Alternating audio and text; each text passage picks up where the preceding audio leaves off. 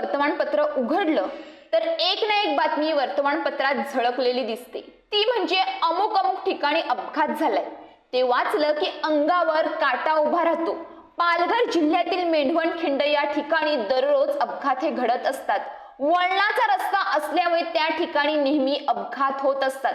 पण त्या ठिकाणी एवढे भीषण अपघात होतात का वाहन चालकाचा जागीच मृत्यू होतो। तर काल 2 फेब्रुवारीला सकाळी त्या ठिकाणी भीषण अपघात झाला। अपघात एवढा भीषण होता की वाहन चालकाचा जागीच मृत्यू झाला। मासवण येथे राहणार आहे 23 वर्षीय सूरज लघु जाधव हा कामानिमित्त मेंढवण या ठिकाणी जात असताना हा भीषण अपघात झाला। या अपघातामध्ये सूरजची दुचाकी समोरून येणाऱ्या वाहनाला धडकली आणि या धडकेमध्ये भीषण अपघात होऊन सूरजचा मृत्यू झाला।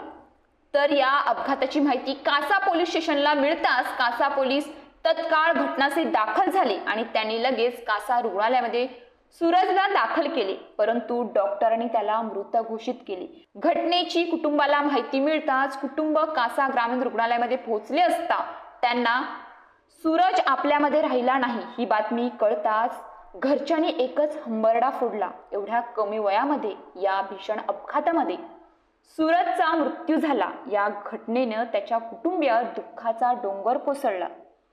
सूरजचा अपघात झाला त्यानंतर त्याचे कुटुंबीय कासा रुग्णालयात गेले असता त्यांना कासा पोलिसांनी त्या ठिकाणी मोठ्या प्रमाणात मदत केली असे त्याच्या कुटुंबियांनी सांगितले। बातमीच्या माध्यमातून एकच सांगावेसे वाटते की आपण जेव्हा कामानिमित्त कोणत्या ठिकाणी जात असतो त्यावेळेस आपण परत येणार ह्यासाठी आपलं कुटुंब आपली वाट बघत असतो। आताची तरुण पिढी ही गाडी अति वेगाने चालवत असते। तरुण पिढी गाडी चालवत असताना तरुण पिढीने वाहने सावकाश चालवा, वाहतुकीचे नियम पाळा। एवढ्या तरुण वयामध्ये असे भीषण अपघात होतात आणि या भीषण अपघातामध्ये मृत्यू होतो। पण आपण थोडा तरी विचार केला आहे की आपल्या आई वडिलांवर काय संकट ओढावत असेल।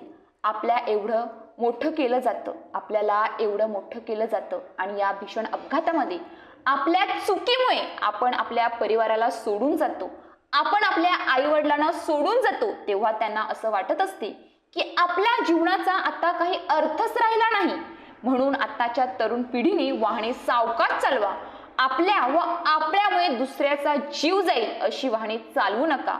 आपली सुरक्षा आपणच करावी, कारण रस्ते अपघाती ही एक भीषण समस्या आहे जी समस्या दिवसेंदिवस वाढतच जात आहे। जर आपणच वाहने सावकाश चालवली तर अपघाताचे प्रमाण कमी होऊ शकते।